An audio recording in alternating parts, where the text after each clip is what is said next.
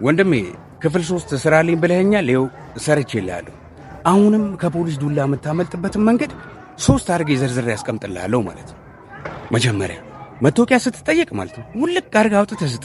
ያለ መንጃ ፍቃድ ከሆነ ፓስፖርትም ከሆነ ስጥ።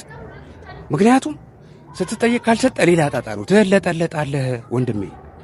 እና ሲጠይቅህ አንተ የፖሊስ አካል መሆንህን ማረጋገጫ አንተ መታወቂያ መጀመሪያ ምናምን እንዳትል ካልክ ትለጠለጣለህ፣ ይቆረጭምብሃል ብራዘር።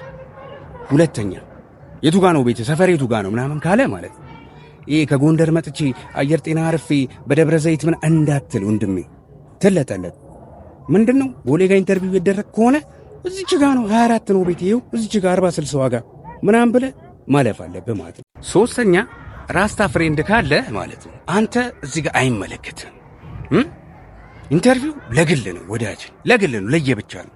ራስታውን ማን ነው የሚያወጣው መሰለህ? ጃጃ ማን ነው የሚያወጣው? በቃ ስላሴ ነው የሚያወጡት። አንተ እዚህ ጋር ጥግ መያዝ አለብህ። ገብቶሃል አይደል? ሌላ ነገር ነው የሚታሰበው። ስለዚህ እኚህን 3ቱ መንገዶች ተጠቅመህ ወዳጅ አሁንም ነፃ መውጣት ትችላለህ።